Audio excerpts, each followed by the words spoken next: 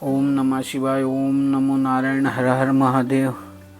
शिव पार्वती की क्रीड़ा स्थली मणि महेश। मणि जो सुशोभित है, महेश के गले में लिपटे शेषनाग के मस्तक पर मणि के समान चमकती है। भोर की किरणें और उनका प्रकाश झील में समा जाता है। जब महेश स्वयं पर्वत शिखर से उतरते हैं झील में स्नान करने के लिए,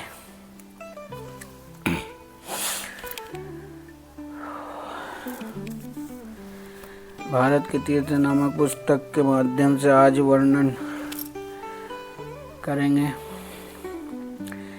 देवभूमि हिमाचल प्रदेश अपने अलौकिक एवं मनोहरी स्वरूप के कारण आदिकाल से ही देवी देवताओं की प्रिय तपस्थली रहा है। यहाँ की गगनचुंबी बर्फीली पर्वतमालाएं, प्राकृतिक रूप से बनी झीलें, पर्वतों के मध्य सर्पीले बहाव में कल बहती नदियां मानव को हमेशा से यहाँ आने के लिए आकर्षित करती रही हैं। इन्हीं शांत, निर्जन एवं संसारिक कोलाहल से दूर के वातावरण में शिव पार्वती के रूप में जाना जाता है। और छोटा अमरनाथ के नाम से जगत प्रसिद्ध मणि महेश एक ऐसे तीर्थ हैं जिसकी यात्रा दुर्गम तो है, मगर आनंद की अनुभूति ऐसी कि वहाँ जाने वाला शिव में होकर रह जाता है। मणि महेश के अभिप्राय। मणि महेश पर्वत के शिखर पर प्रातःकाल भोर में एक प्रकाश उभरता है जो तेजी से पर्वत की गोद में भरी विशाल झील में प्रवेश कर जाता है। इसे इस बात का प्रतीक माना जाता है कि भगवान शंकर पार्वती पर पधारे हैं और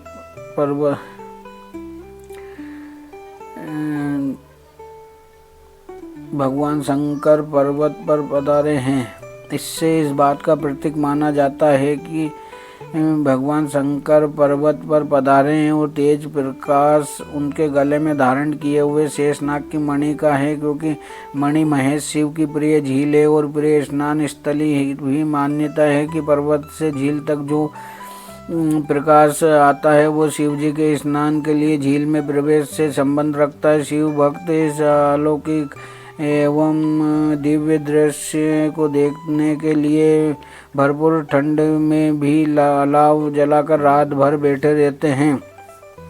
मणि महेश झील पर्वत के शिखर पर 1 किलोमीटर परिधि में बनी प्राकृतिक झील की सुंदरता को देखकर हर कोई रोमांच से भर उठता है। ऊपर से मणि महेश पर्वत की पड़ती परछाई को देखकर मन में हिलोरें उठने लगती है, क्योंकि पर्वत की परिक्रमा को नहीं पाते, इसलिए लोग झील की परिक्रमा करते हैं। बिना छत का मंदिर। झील के किनारे और कैलाश शिखर के बीच नीचे एक मंदिर है जहां लोग मनोकामना मांग कर शीश निभाते हैं। मजे की बात यह है कि यहाँ बना मंदिर बिना छत का है। यात्रा प्रारंभ होने से पूर्व हड़सड़ गांव के लोग भोले बाबा की मूर्तियां यहाँ लाकर स्थापित करते हैं और यात्रा के खत्म होते ही वापस हड़सड़ पहुंचा देते हैं। कहते हैं कि मंदिर पर छत टिकती नहीं। किन्हीं भक्तों ने 2 बार मंदिर की छत का निर्माण किया, मगर बर्फीले तूफान ने दोनों बार छत उड़ा दी। शिव का शरीर कैलाश। ऐसी मान्यता है कि कैलाश शिव का शरीर है और आज इस शिखर पर कोई चढ़ नहीं पाया। कहते हैं कि समुद्र तल से 13,000 फुट ऊंची मणि महेश झील के किनारे के मणि महेश पर्वत, जिसे छोटा कैलाश भी कहा जाता है, जिसकी ऊंचाई 18,564 फुट है, पर चढ़ने के कई प्रयास हुए लेकिन सभी असफल रहे। आदिकाल में एक गद्दी ने भेड़ों के साथ चढ़ने का प्रयास किया। उसे आगे न बढ़ने की चेतावनी भी आकाशवाणी से मिली, मगर वह हर कदम पर भेड़ों की बलि देकर आगे बढ़ता रहा और अंत में पहाड़ की तलहटी में खुद ही बर्फ की शिला बनकर रह गया। एक सांप और कुएं के भी वहां जाने के प्रयास में मरकर जम जाने की बात कही जाती है। सन 1971 में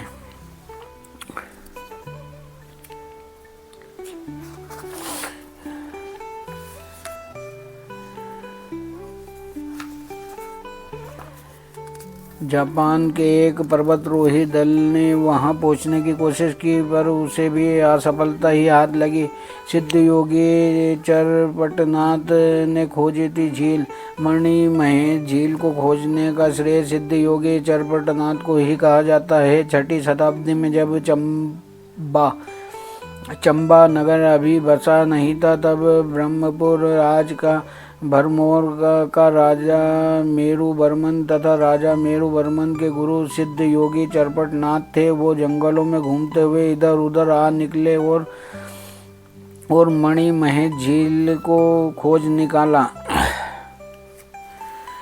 84 सिद्धों की तप स्थली भरमौर। यूं तो मणिमहेश यात्रा का प्रारंभ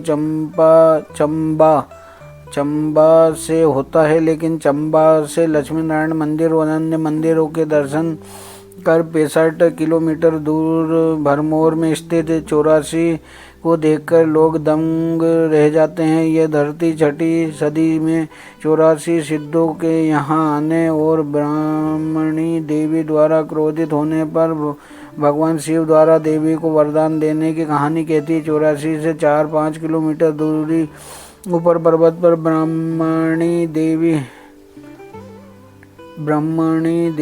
का मंदिर है, जिसके दर्शनों से मणिमहेश यात्रा सफल होते हैं। 84 में धर्मराज मंदिर, मणिमहेश मंदिर, नरसिंह मंदिर, गणेश जी आदि के भव्य मंदिरों के अतिरिक्त अर्ध गया नामक पानी का चश्मा है, जो पुत्र गणेश द्वारा माता पार्वती को दिखाया गया पराक्रम की कथा कहता है। यहाँ 7वीं शताब्दी में चंबा के राजा मेरुवर्मन द्वारा बनवाए ऐसे ऐतिहासिक मंदिर हैं जिनकी शैली देखकर लोग दंग रह जाते हैं। इनमें शिखर शैली के माता लखना देवी और काष्ठ कला पर आधारित मणिमहेश के मंदिरों के अतिरिक्त गत शताब्दी में बने मंदिर भी हैं। मणिमहेश मंदिर भरमौर मंदिर समूह के मध्य सबसे बड़ा और ऊंचा मणिमहेश मंदिर है, जिसका शिखर दूर से ही दिखाई पड़ता है। मंदिर के भीतर ठीक मध्य में चौकोर गर्भगृह है, जिस पर 4 फुट की ऊंचाई पर गहरे काले रंग का शिवलिंग स्थापित है। 7वीं शताब्दी में बना ये मंदिर न सिर्फ ऐतिहासिक धरोहर है, आपूर्ति स्थापत्य कला का अद्भुत उदाहरण है। मणिमहेश की यात्रा पर आने वाले यात्री यहाँ माथा टेकते हैं, क्योंकि मणिमहेश पर्वत की ओट में झील किनारे कोई स्थायी मंदिर नहीं है। विश्व का एकमात्र धर्मराज मंदिर 84 प्रगण में धर्मराज मंदिर भी है, जो विश्व का एकमात्र कहा जाता है। इसे श्री धर्मेश्वर महाराज के नाम से भी जाना जाता है। मंदिर के प्रवेश द्वार पर चित्रगुप्त का कमरा है। मंदिर की सबसे ऊपर की सीढ़ी पर कुछ लकीरें खुदी हैं, जिस पर आत्मा खड़ी होती हैं और चित्रगुप्त उसे कर्मों का लेखा जोखा बताते हैं। इसके ठीक सामने धर्मराज की कचहरी है, जिसमें कर्मों का हिसाब होता है। मंदिर के बीच विशाल मंच पर विहृद आकार काले रंग का शिवलिंग है, जिस पर श्री धर्मेश्वर महाराज लिखा है। इस शिवलिंग के आदिकाल के बारे में कोई नहीं जानता।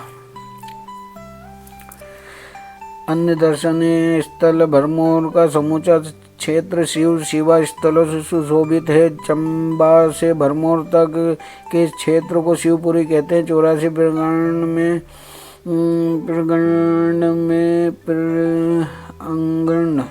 प्रांगण में गणेश मंदिर, हनुमान मंदिर, चामुंडा मंदिर के अतिरिक्त वर्तमान दौर के भरमौर के संत जय कृष्णगिरी की समाधि है। 84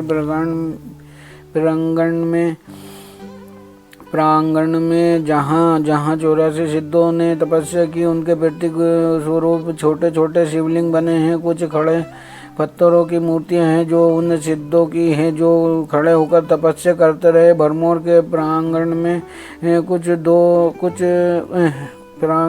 कुल 2 दर्जन मंदिर हैं। यहाँ से हड़सड़ होते हुए मणिमहेश को लगभग 15 मील का पैदल रास्ता जाता है, जिसे छोटा कैलाश के नाम से जाना जाता है।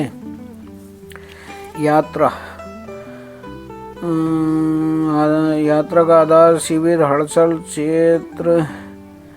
क्षेत्र का अंतिम गांव हड़सड़ है, जहां से यात्री पैदल यात्रा प्रारंभ करते हैं। हड़सड़ तक निजी वाहनों से आया जा सकता है। यहाँ गांव भरमौर से 14 किलोमीटर दूर है। यहाँ स्थित प्राचीन शिव मंदिर में शीश निवाकर यात्री आगे बढ़ते हैं। हड़सड़ से मणिमहेश तक मार्ग में गोट, धनछो, गौरीकुंड नामक पड़ाव आते हैं। ये दुर्गम मार्ग पैदल ही तय करना होता है।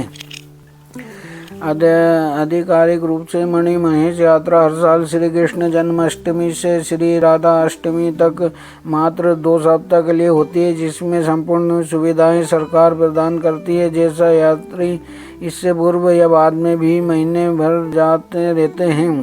पंजाब के शहर पाटनकोट तक रेलगाड़ी से जाया जा सकता है, जहां से आगे सड़क मार्ग से चंबा, भरमौर, हड़सड़ तक बस या निजी वाहनों से जा सकते हैं। हड़सड़ से आगे लगभग 14 किलोमीटर की पैदल चढ़ाई करनी होती है। भरमौर व चंबा में अनेक धर्मशालाएं व छोटे बड़े होटल हैं। भरमौर में रेस्ट हाउस भी हैं। हड़सड़, धनछो, गौरीकुंड में लंगर लगाने वाली संस्थाओं, सरकारी व निजी लोगों द्वारा लगाए टेंटों में भी ठहरा जा सकता है।